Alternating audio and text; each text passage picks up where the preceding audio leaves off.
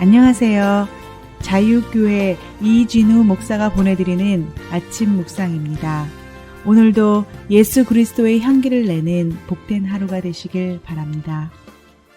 4월 15일 수요일 아침 묵상입니다. 오늘은 아침에도 뿌리고 저녁에도 뿌리라 라는 제목으로 전도서 11장 6절 말씀 묵상합니다. 너는 아침에 씨를 뿌리고 저녁에도 손을 놓지 말라. 이것이 잘 될는지 저것이 잘 될는지 혹 둘이 다 잘 될는지 알지 못함이니라. 오늘도 전도서 묵상으로 하루를 시작하는 모든 이들의 삶과 가정과 일터에 주님의 평화와 도우심이 가득하기를 축복합니다.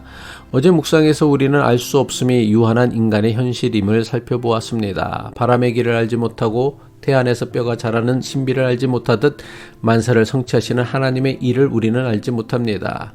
그러나 알지 못함을 인정하는 것이 오히려 하나님을 의지하고 경외하게 만드는 모름의 지혜라는 것을 묵상했습니다. 그렇다면 알지 못하는 우리는 어떻게 살아야 합니까?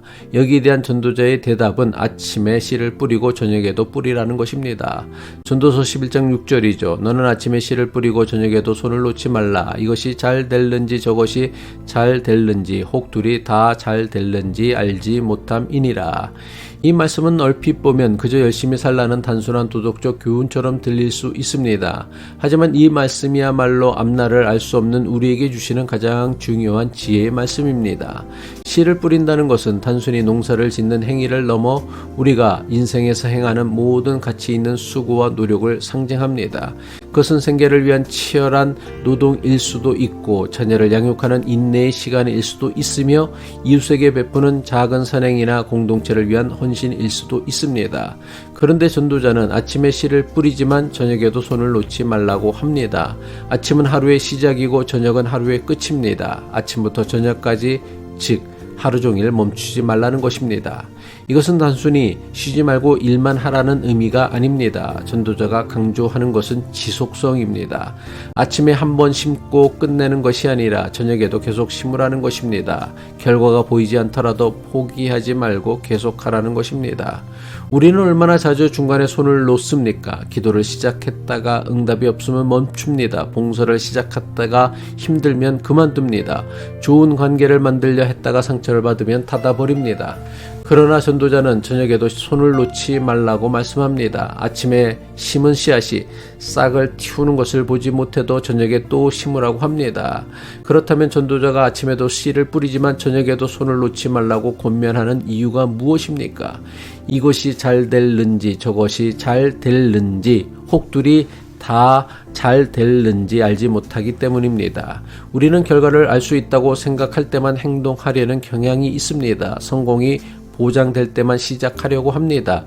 반드시 잘 될 것이라는 확신이 있을 때까지 기다립니다. 그러나 전도자는 이러한 우리의 착각을 깨트립니다. 우리는 절대로 미래의 결과를 알 수 없다고 선언합니다. 하지만 이것은 절망의 선언이 아니라 자유의 선언입니다. 어차피 알 수 없다면 결과에 대한 집착을 내려놓고 지금 할 수 있는 것을 하면 됩니다. 결과는 하나님의 몫이고 씨를 뿌리는 것은 우리의 몫입니다. 이것이 오늘 묵상하는 말씀의 가장 중요한 역설입니다. 보통은 알지 못하기 때문에 하지 않으려 합니다. 결과를 모르기 때문에 시작을 주저합니다. 그러나 전도자의 논리는 정반대입니다. 알지 못하기 때문에 더욱 아침에도 뿌리고 저녁에도 뿌려야 한다는 것입니다. 왜 그렇습니까? 어떤 것이 잘 될지 모르기 때문입니다. 아침에 심은 것이 잘 될 수도 있고 저녁에 심은 것이 잘 될 수도 있고 둘이 다 잘 될 수도 있습니다. 어느 씨앗이 열매를 맺을지 알 수 없기에 더 많이 심어야 합니다. 하나에만 집중했다가 그것이 실패하면 모든 것을 잃습니다. 그러나 아침에도 심고 저녁에도 심으면 하나님은 그 가운데서 반드시 열매를 거두게 하실 것입니다. 이것은 단순한 농사의 지혜가 아닙니다. 인생의 지혜입니다. 오늘 내가 베푼 사랑이 언제 열매를 맺을지 모릅니다. 오늘 내가 심은 선한 씨앗이 내 자녀들의 삶에서 꽃 피울 수도 있고 전혀 예상하지 못한 누군가의 삶에서 열매를 맺을 수도 있습니다. 알지 못하기 때문에 포기하는 것이 아니라 알지 못하기 때문에 계속 심어야 합니다. 이것이 전도서의 지혜입니다. 그렇다면 알지 못하는데 어떻게 열심을 다할 수 있습니까? 이것은 바로 믿음의 문제입니다. 결과를 알고 행동하는 것은 믿음이 아닙니다. 계산입니다. 결과를 모르면서도 심는 것, 그것이 바로 우리가 가져야 하는 믿음입니다. 히브리서는 믿음을 이렇게 정의합니다. 히브리서 11장 1절이죠. 믿음은 바라는 것들의 실상이요 보이지 않는 것들의 증거니, 보이지 않는 열매를 믿고 씨를 심는 것이 믿음입니다.